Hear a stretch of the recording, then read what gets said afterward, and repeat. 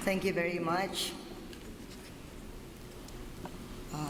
Our Bishop Convener, Bishop Villena, His Excellency, Reverend Edward James Joseph Adams, Apostolic Nuncio to the Philippines, Archbishop Talamayan, Archbishop Aniceto, our host Bishop Senson,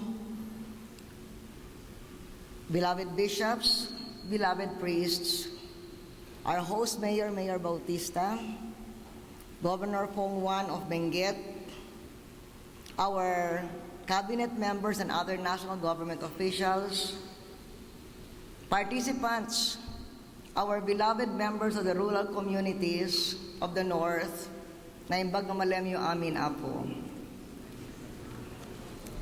Agyaman na kadagiti ay ayaten tayo unay nga obispo, gapu daytoy gondaway, nga makikadwa ti daytoy nga panagsasaritaan dagiti rural community ti North Luzon.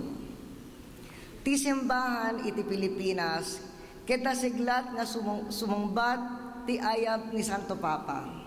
Babaen ti panagkiraman na kadagiti programa tatno pasyatan ti biag dagiti nagrigrigat tayo.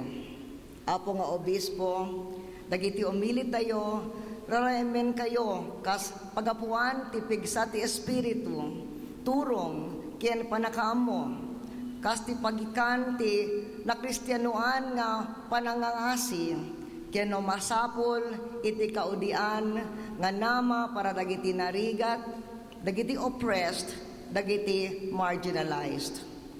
Kadagiti mata ti kadwan, ket katoliko, nga umili tayo, iti kapadian, iti namnamaen nga embodiment babaen ti sao ken aramida iti baon ni Apo Hesus Kristo what was said in the gospel today. Anyaman ti aramidyo kadagiti kababaan ti kapsat ko inaramidyo kanyak. In our own drive in the government to eradicate poverty as the central mission of our administration, a strong and growing economy is the central pillar that we have labored to create, and we hope this will also help guarantee peace, order, and stability in our country. Our economic comeback, the 7.3% growth rate we achieved last year, comes none too soon, for there are global clouds on the horizon, ket pangpangatuin dagiti pateg ti oil ken makan aglalo iti bagas. Since the global situation became apparent many months ago, we have been committed to helping increase and stabilize the price of rice, as well as to deliver targeted subsidies kadagiti karigatan who are mostly directly affected by the global price rises. This year, we will spend 3 billion pesos for conditional cash transfers of 500 pesos, between 500 pesos and 1,100 per month to the 300,000 poorest of the poor in our country, including those from Abra and Apayao, the poorest provinces of North Luzon, and 2 of the 10 poorest provinces in the country. Apayao has a poverty incidence of 57.5%. Abra, 50.1%.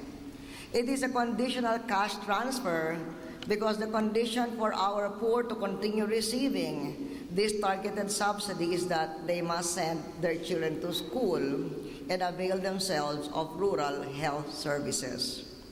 In order to be able to afford these programs, we have made tough and politically unpopular decisions to raise revenues and crack down on smugglers so that we could invest in these programs for our people.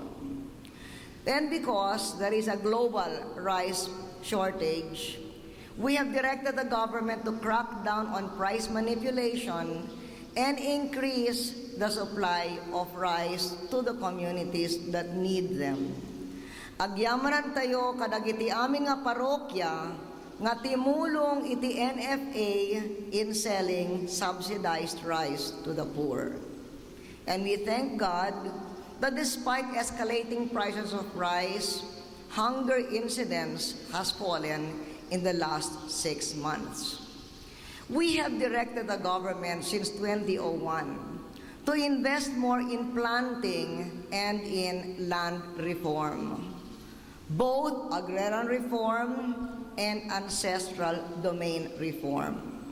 To finish the 600,000 yet to be parceled out for agrarian reform in our country, I have certified the Comprehensive Agrarian Reform Program Extension Bill as urgent.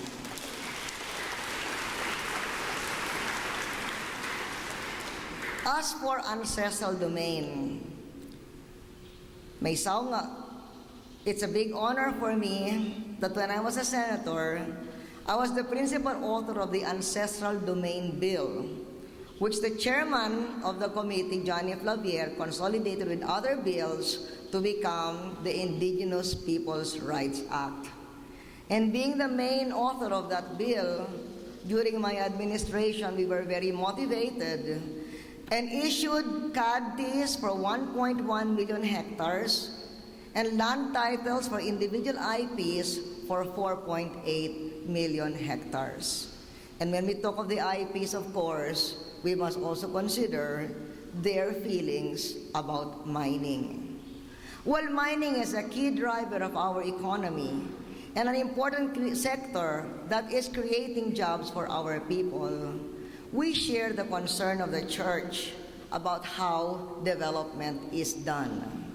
We realize that mining has created a lot of controversy, and so we always advise the mining investors that it is in their best interest to work closely with the church to make sure that their investments work for the community, the environment, and therefore the future, not just the company.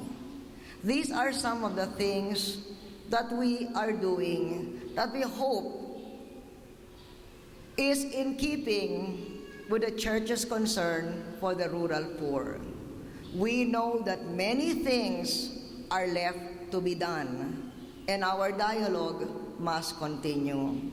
Tonight, we have several cabinet officials here in Baguio so that they can dialogue with the northern bishops on the concerns of the rural poor. Agyaman tayo ti simbahan dito'y Pilipinas, ta saan da man na mabanog nga making dangadan ti karigatan, ken nga itandudo ti kapya. And so we thank the church for being the instrument of the Almighty, not only in fighting poverty, but also in promoting peace and solidarity. Thank you so much, beloved bishops. Thank you to our beloved Monsignora and our priest. Diyos agin na kada kayo amin, Apo.